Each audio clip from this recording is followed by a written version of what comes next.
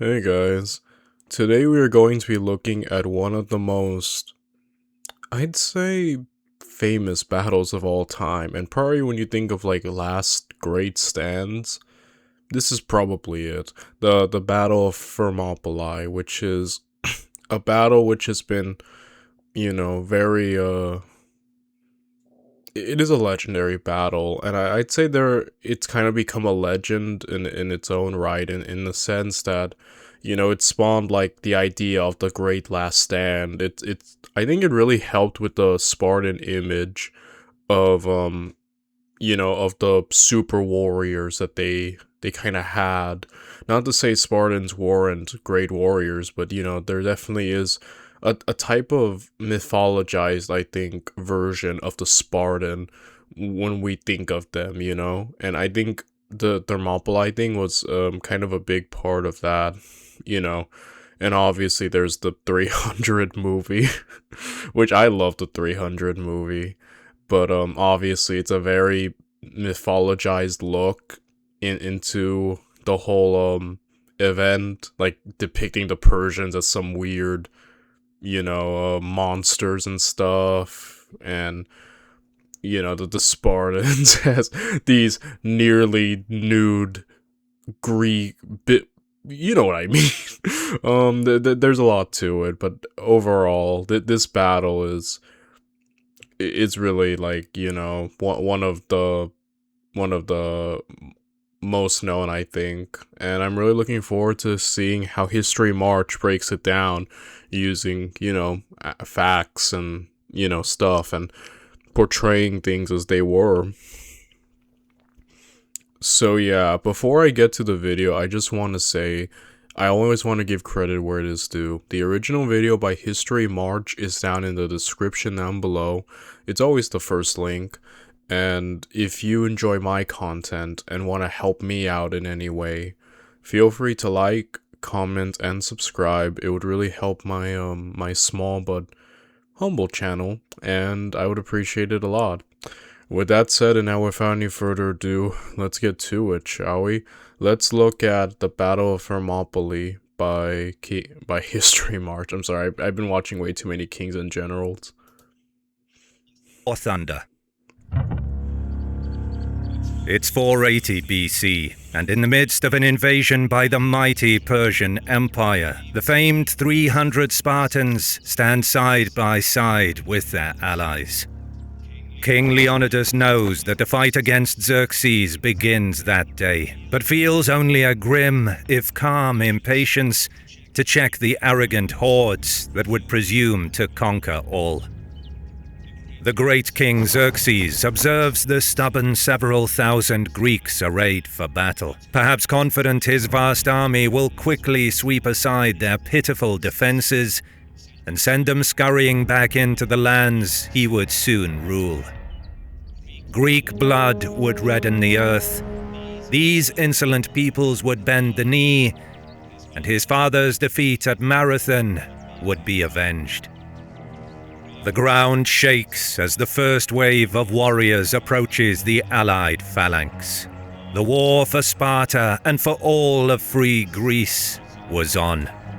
Persia's failure to conquer Greece is something that's really fascinated me, because on paper you think they could. I mean, like, I know the many factors that led to their defeat and whatnot, but I'm just saying, like, when you think about the Persian Empire, one of the first great big world empires and superpowers, and they're going into Greece, which isn't known to be a very united front and whatnot, though they did get their act together with the Persian thing. But it is always interesting that Greece managed, which I think Greece as a whole, in my opinion, was kind of like the underdog, so like it was always fascinating that how Persia's failure to conquer Greece, and then technically Greece conquering Persia with Alexander's the funniest, like, Uno reverse card I think of, like, in history, so yeah.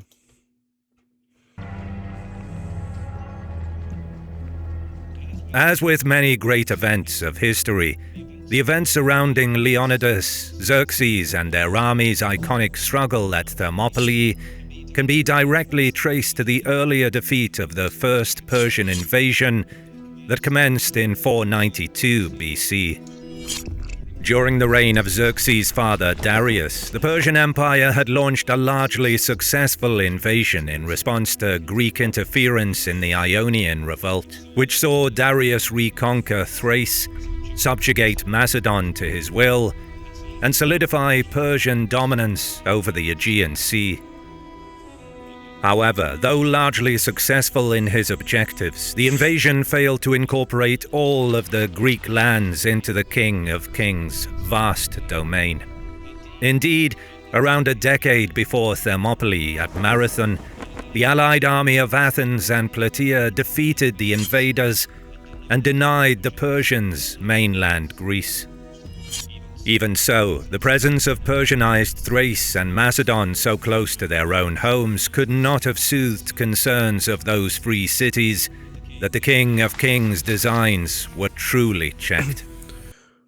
At the time, the defeat at Marathon would have been perceived as a minor setback for Darius. His forces having successfully retaken Macedonia, Thrace, and punished Eritrea, among other successes. Wow. That's interesting, because like the Battle of Marathon's always kind of portrayed as this big event, right? In terms of stopping the Persian ambition. It's interesting that Darius didn't see it like that, at least in his time. At the moment, he was like, just a minor setback. That's very interesting, I find. The Persian or Achaemenid Empire was truly the superpower of the age, having its origins in the rise of Cyrus the Great. The domain of the great kings covered an area from Egypt to the Indus, from the Aral Sea to Macedon, on the very doorstep of the Greek states themselves. Darius's empire was vastly more powerful in resources and men. Yeah, I feel like the Persian Empire at its time was the biggest empire that the world had ever seen. Even out, I think when we watched a History of the World map video, definitely it seemed like that. Like no empire before Persia was as big, you know what I mean? Like just the size of the Persian Empire is impressive. That's why I'm like, even like in this encounter, like the Greeks are the underdogs, and it's amazing that they managed to retain their autonomy, you know, at the face of Persia, which is, I think, what makes it such a unique, like, oh wow, you know, kind of moment. And the King of Kings now set to the task of organizing his overland campaign to finish the defiant Greek states once and for all. Alas, for Darius, this was not to be. Having passed away in 486, Xerxes assumed his father's place and inherited the ambition of subduing the Greeks. A revolt in Egypt in 486 delayed this, but by 481, Xerxes' own preparations were well underway. As well as the pontoon bridges and a canal, supply depots dotting the Thracian and Macedonian coastlines left the defiant Greeks in no doubt that the reckoning was fast approaching. So who was this new King of Kings bent on avenging his father?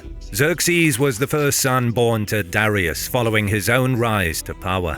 His own lineage was impressive, not only as the son of the reigning great king, but no less than a maternal grandson of Cyrus the Great himself, through his mother, Atossa.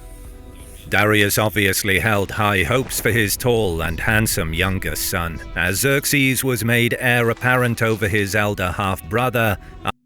Though Xerxes was the younger son, he was born to Darius after his ascension and had the prestige of his birth to Atossa, daughter of Cyrus, unlike Atropazanes.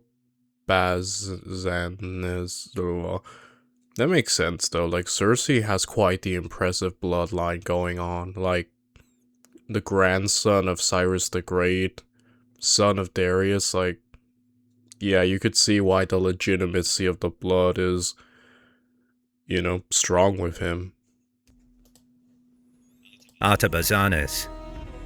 Undoubtedly noting that his predecessors had conquered before him to solidify their grip on the throne. For Xerxes, then, the pressure was doubly so, given his rise to the throne was through selection rather than strict primogeniture. Far from a coward or weakling as implied from a reading of Herodotus, as a king of kings, Xerxes by definition was a warrior, endorsed by a warrior elite, the succession running from father to son. Having subdued the Egyptians and perhaps the Babylonians too in 485, Xerxes also campaigned in Africa and Asia. All this flies in the face of the cliché effeminate caricature of the Eastern despot. As for the other great figure of Thermopylae... Well, you mean tell me that Xerxes wasn't like 7 feet tall, like wore a Speedo, and like had jewelry all around his body and face? Sorry, I keep thinking of 300. I know that the real Xerxes was nothing like that. But yeah, that's funny. King Leonidas couldn't have been more different. As the leading state and most powerful of the alliance, Sparta could thus arguably boast supreme status in the Greek world. At the time of Thermopylae, of course, King Leonidas ruled as the Aegean monarch. Around the age of 60 at Thermopylae, Leonidas had not long... Dang, I had heard about that Leonidas was apparently in his 60s when he did all this, which makes it amazing. Like, he was an old man. But, yeah, that's amazing, you know what I mean? Just, dang, dude. Like I said, old warriors are some of the coolest, because you know that, like, they've seen a lot. you know what I mean? So, yeah. Reigned as king, only having assumed the title 9 years before. As the third of 4 sons born to Anaxandridas II, Leonidas likely never expected to become king. Though married to Gorgo, daughter of Cleomenes, he was well placed to do so after the dodgy demise. Cleomenes, Leonidas' elder half-brother, had died or had been exiled and was a notorious alcoholic. He was imprisoned on his return and officially killed himself. However, it's also a possibility Leonidas ordered his murder. Of his elder half-brother. Prevented from mobilizing their full army due to the taboo of doing so during the yearly festival in Apollo's honor. This then was the king who led the famous 300 out of Sparta to jointly face the oncoming wrath of the Persians in 480. Given his age of around 60, it's quite likely Leonidas' military experience was grounded in the smaller conflicts that were typical of his time. While opposition to the Persians was focused on Sparta and her Peloponnesian allies, the joint victors of Marathon, Athens, obviously had a vested interest in resistance, given they were to be given particular attention by Xerxes. Persian ambassadors courted Greek states in 481 BC. However, Sparta and Athens were conspicuously exempted from any peace, effectively enforcing them to resist. And so also joined this alliance to form the Hellenic League, which was further bolstered by various other cities and islands. Thessaly too. Leonidas' fellow Spartans were not the elite hippies who were drawn from younger men, but were all full Spartan citizens over the age of 30, all with living sons to carry on their name. Who had initially elected to fight, and in that spirit reinforced a hoplite force that would contest the Persians at the Vale of Tempe. However, upon learning the true extent of their foes' numbers, and realizing this position was untenable, had little choice but to yield to Xerxes.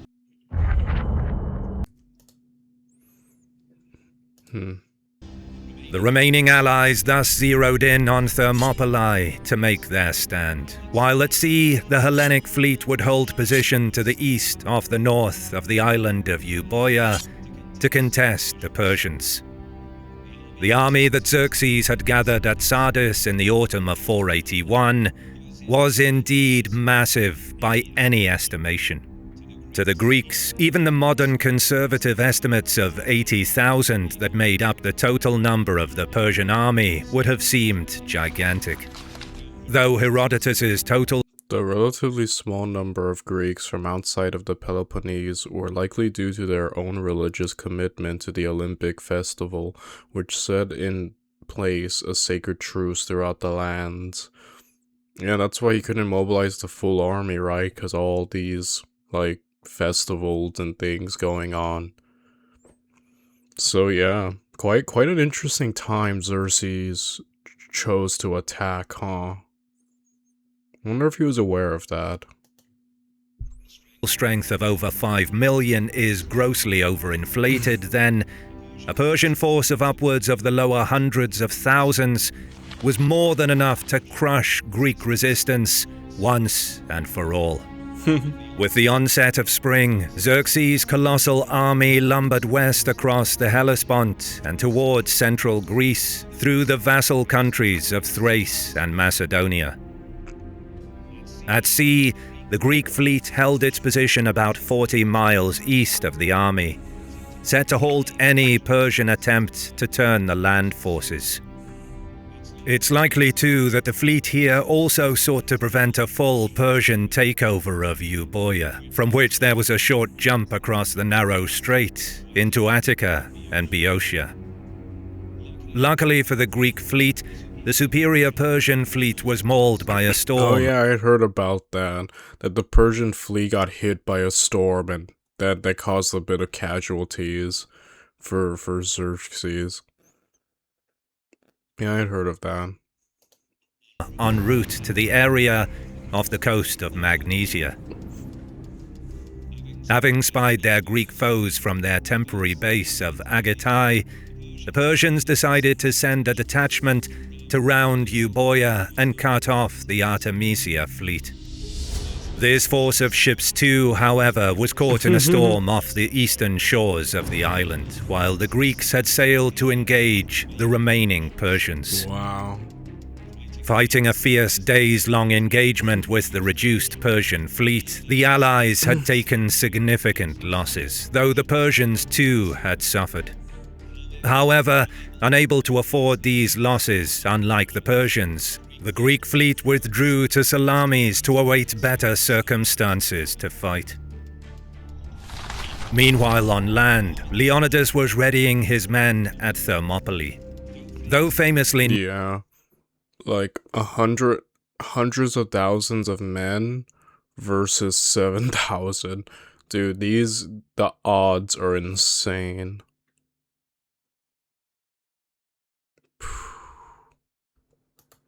Narrow in general, the level passage squashed between the mountains to the left and the sea to the right was particularly narrow at 3 points. The so-called east and west gates were particularly narrow, while the middle gate... According to Herodotus, a man from Tracis is perhaps annoyed this battle would take place in his country, approached the Greek army, his exchange with a certain Deinicus echoing down the ages. The wider, had other advantages. This point in the pass formidably guarded the left flank of the holding force with a sizable sheer cliff, whereas the other gate's landward approaches were merely steep but not sheer. A further plus for Leonidas was the presence of the Phocian Wall. Though somewhat in disrepair, a wall had been constructed by the Phocians to help contest the invasions of their enemies, the Thessalians. The day before the commencement of battle, Leonidas set his men to repairing it as best they could, though only so much could be done about the major disadvantage of trying to check the Persians in this area. The Anapaea path did present a way around the Allied position. However, as with all invasions in a time where maps were rare if non-existent, such local knowledge was beyond the foreign force. That's interesting, man. You know, we're definitely luckier later on, armies and stuff to have maps of places, right? Like, I imagine fighting and not knowing, like, anything about, like stuff like this, like, without maps and stuff. That's, like, man, that's wild to me. To guard the path, the Spartan monarch dispatched about 1,000 Phocians. These local men certainly had the most to immediately lose, and in theory were likely to sell their lives dearly to any would-be aggressor. Being a history buff, As for the enemy, Xerxes' vast army arrived at the battlefield 4 days before the first blood of battle. In that time, Herodotus famously relates how a Persian scout spied the Spartans calmly combing their hair or working out near to the Phocian wall. On asking his advisor Demaratos what this was all about, the exiled Spartan king signaled this was a Spartan battle preparation. Though Wow. I didn't know Xerxes had a exiled king on his side, dang. Good insider knowledge, I guess, about some Spartans. bizarre to the great king, the wearing of their hair long was actually a privilege granted on reaching manhood, alongside the more famous donning of the red cloak. Preferring this style due to the belief it made them appear taller and thus more imposing in battle, it's little wonder then that Xerxes' spies sighted the Spartan homoi meticulously combing and oiling their locks. During this lull before the storm, Xerxes also sent another envoy to the Greeks to lay down their arms, to which the Spartan monarch laconically replied in true Spartan fashion, "Molon labe, come and get them." I love the Spartan comebacks. They have like the best one-liners in history. My favorite one is when Philip of Macedon straight up threatened to destroy them. Like, if I get to Sparta, you're all dead. And then they just replied, if. Like, even when they have literally no chance, they still are, like, talk smack, you know? I don't know, I kind of admire that about the Spartans. This impertinent reply may have finally spurred Xerxes into action. Given the disparity between the numbers of each host, and likely learning a larger Greek force had already dispersed on the rumor of his might, the defiance of this meager army may have astonished and angered the great king in equal measure. It's likely his delay had been to merely await the dawning of reality on Leonidas and his doomed comrades. With no meek withdrawal forthcoming, the King of Kings ordered his Median and Kissian forces forward to clear the way. As intended, the superior numbers did little to tilt the scales of fortune in Xerxes' favor. Of course, no small amount of bravery and determination also aided the defenders. Another factor to success, however, was the way in which the Greeks fought. Xerxes, by attacking this way, was allowing the Greeks to fight the battle their way, spear to spear, eyeball to eyeball.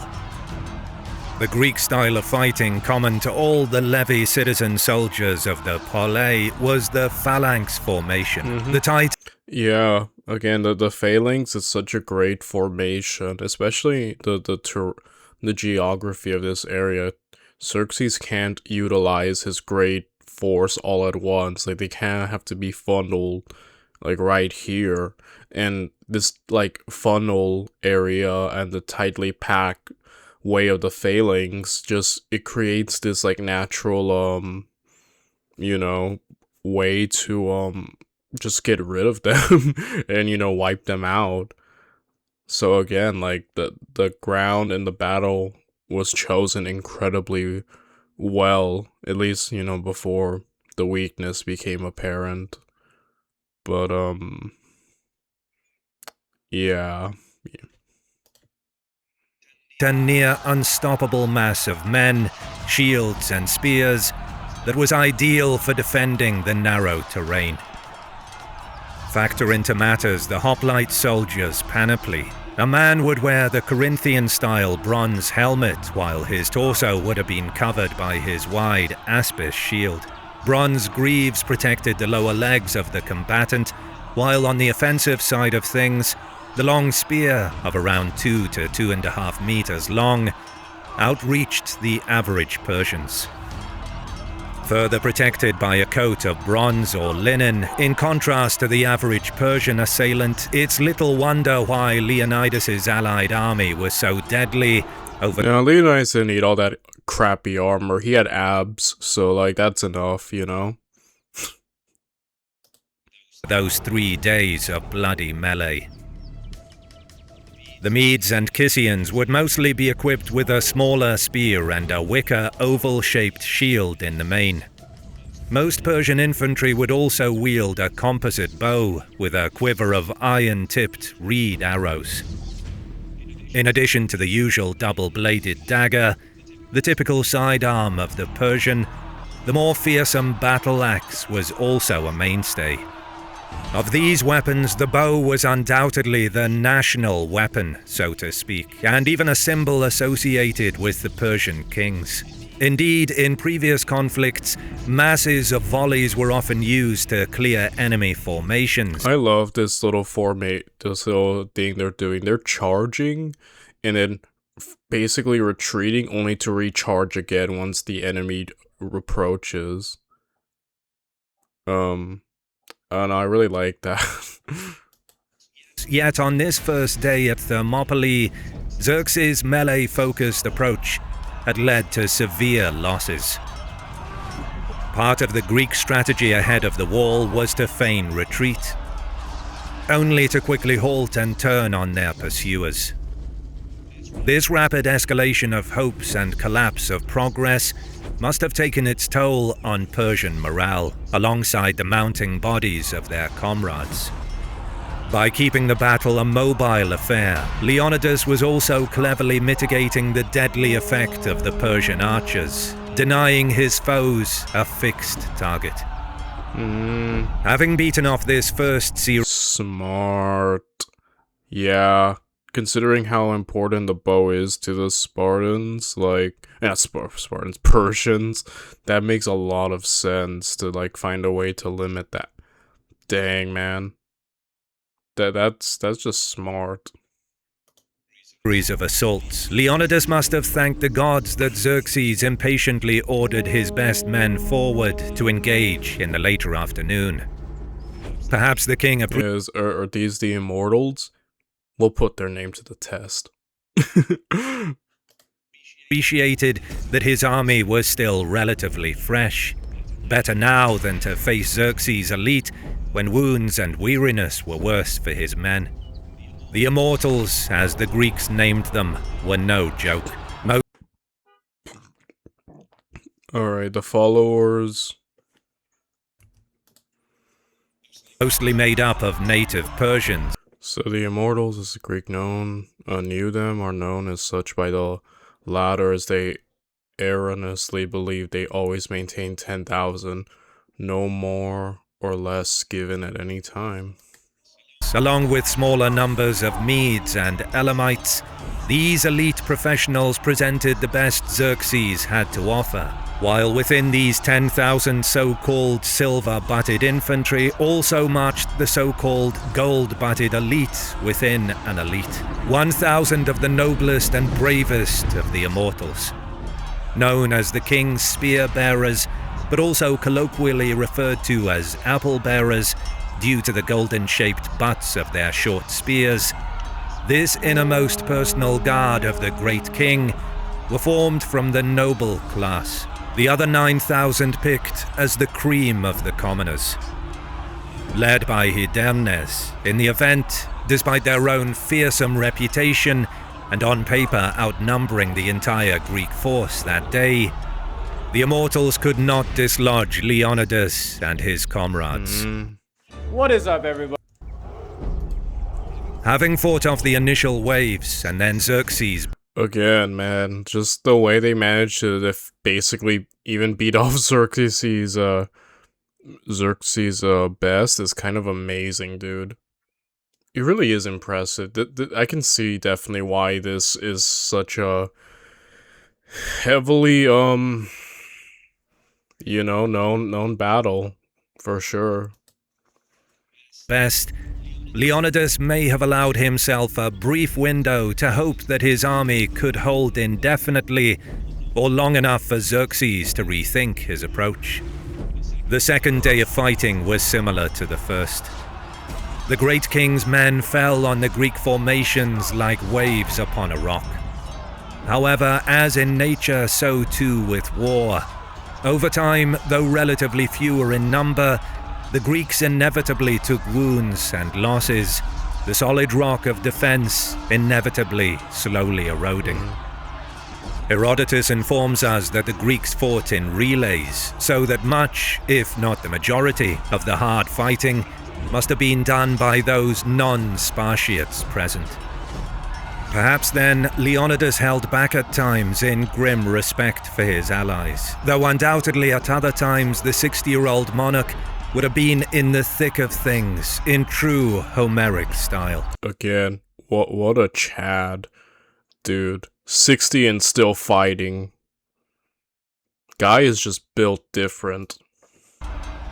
This period must have been frustrating for Xerxes. Yeah, Xerxes' entire plan is let's overwhelm them, and like, I guess in the long run he maybe still could have won if he kept going, but again with great casualty, because they are slowly eroding the Spartans themselves, right? So, but again, that would be a dumb approach, only because even if eventually you do get them to break, you will still have lost so many of your own guys. So, again, brute force isn't working in a situation like this. Likely observing events from an elevated position, his numbers and threats had done little to advance his cause. What he really needed to change his fortunes was decent local knowledge of either an alternative route into mainland Greece, or a means to clear the obvious route in front of him. Enter one of the more infamous traitors of Western history, Ephialtes. A local man from Trachis, Ephialtes, hoping for a suitably grand reward from the great king, offered to lead enemy soldiers along the mountain path that would allow Xerxes' men to take the Greeks in the rear. Leaving nothing to chance, Xerxes sent all of his immortals with Ephialtes, their only block en route being the Traitor.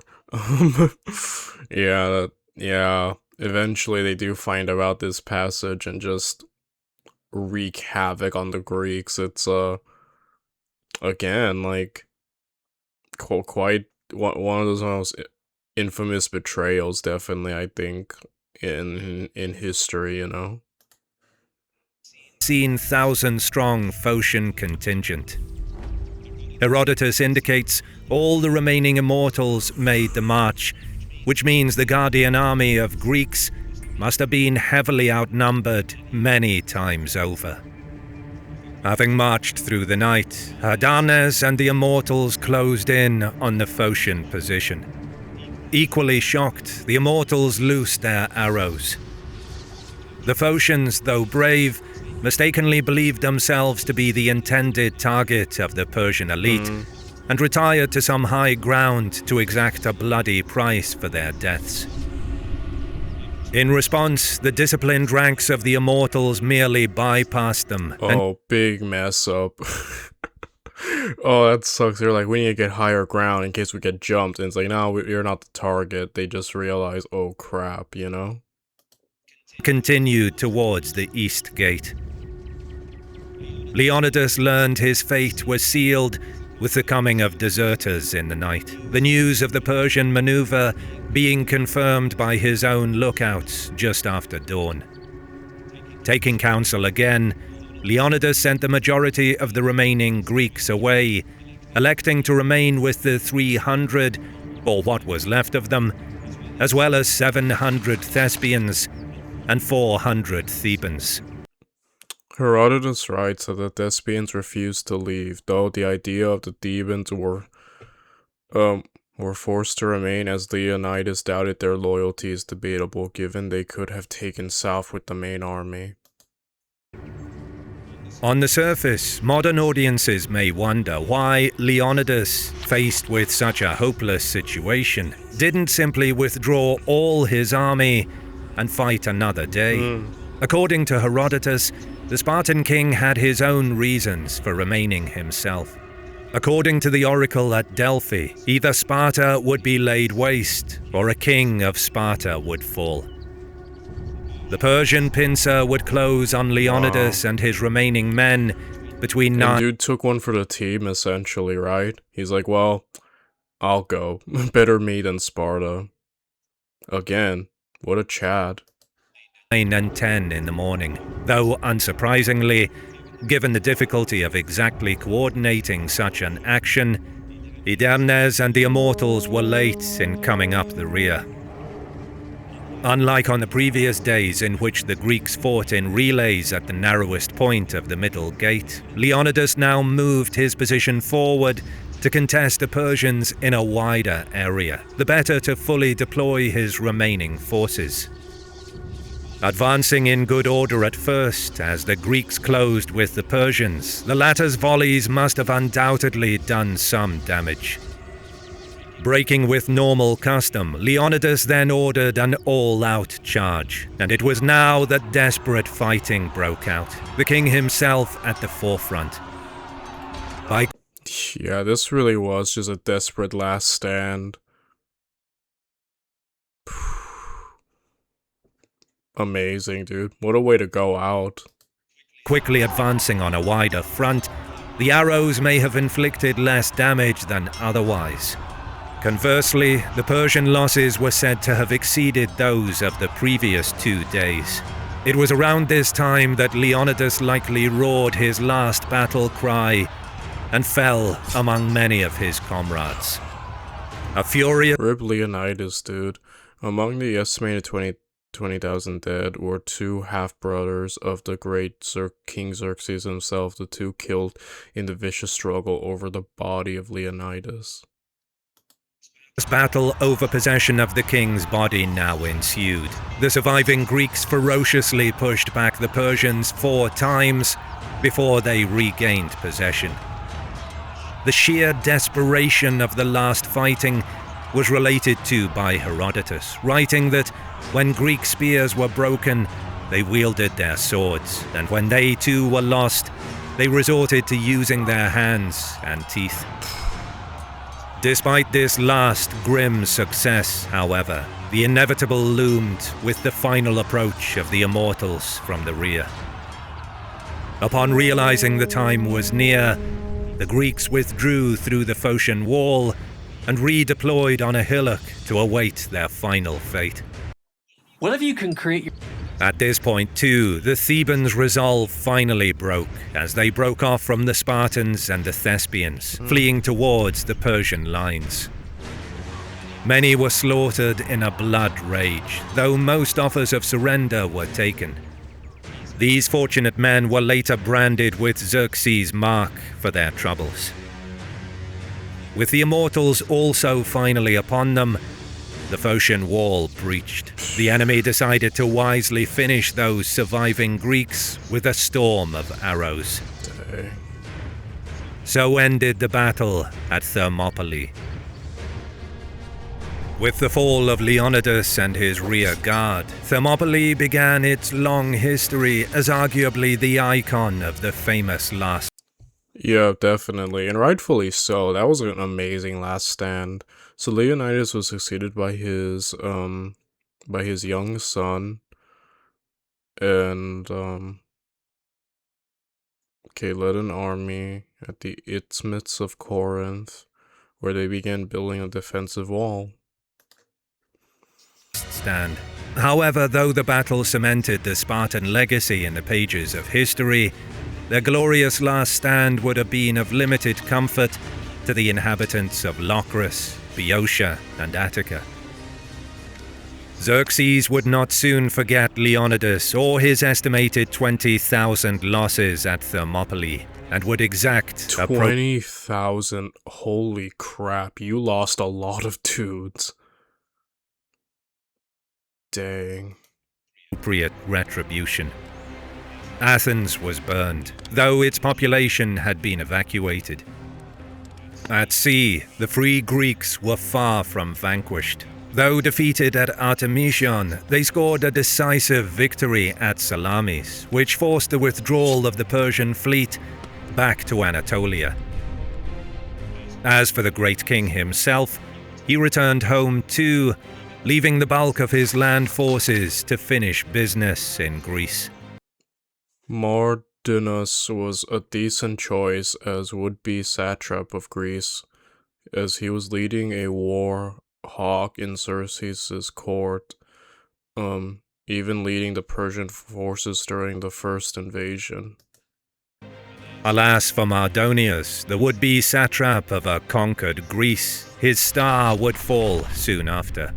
Gathering the largest army seen up to that point, nearly 40,000 hoplites, Spartans included, the Greeks defeated the Persians at Plataea, freeing themselves from the threat of Persian subjugation for good. The defeat of the Second Persian invasion of Greece did much to foster a wider ethnic and cultural sense of Greek identity as contrasted with barbarian folk.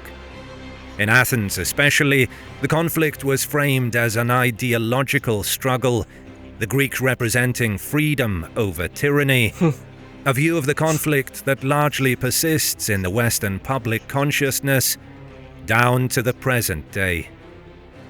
Shout out to War Thunder again for sponsoring today.